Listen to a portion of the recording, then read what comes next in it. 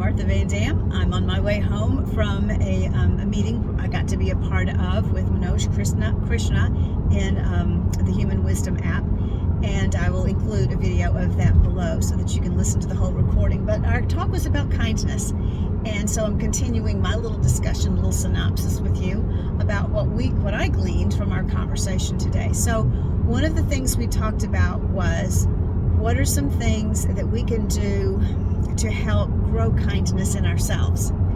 And so after listening over the last hour, here are a couple of things that I've come up with for ways that you and I can grow kindness in ourselves. And the first one, and I'll say this may be one of the most important, is to increase our level of curiosity about people around us.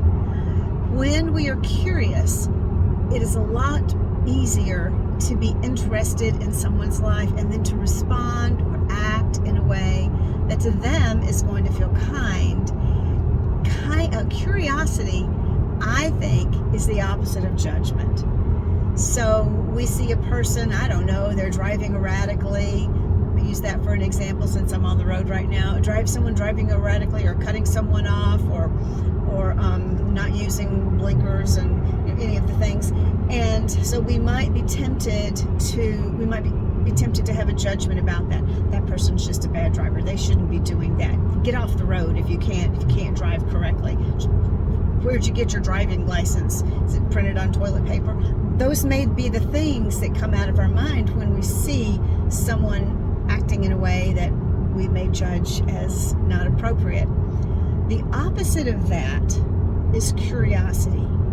Wonder what's going on with that person. I just wonder. Wonder if they're having a bad day.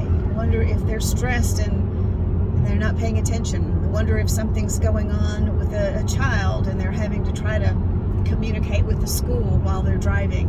I mean, just any manner of things. Wonder if the person next to me is headed toward a hospital. Wonder if they have a loved one there. So many things. If we can become a little curious, then that can help squelch our tendency toward judgment.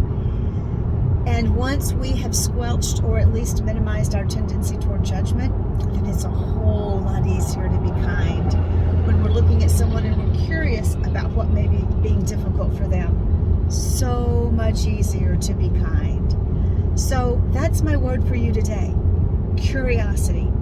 The next time your partner comes to you and he or she is grumbling about something you didn't do, you paid too much for an item, or why did you talk to me that way, or whatever the thing may be, then your first reaction is going to be defensive and protective.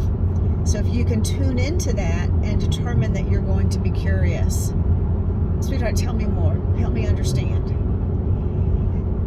then we are leaning into kindness in our relationships. So the word for today, curiosity. Write it on your hand, write it on a Post-it note and stick it on your steering wheel. Write it on another Post-it note or stick it on your day planner, or write it in big letters across the day in your planner where you've written your notes.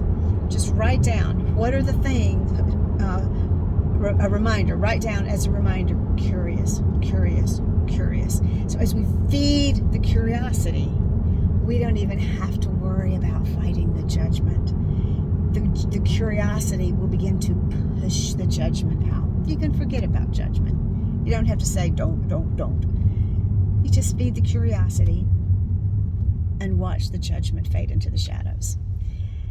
And we're feeding kindness at the same time. It's so much easier to be kind and so much more natural to be kind when the judgment has gotten put out of the way.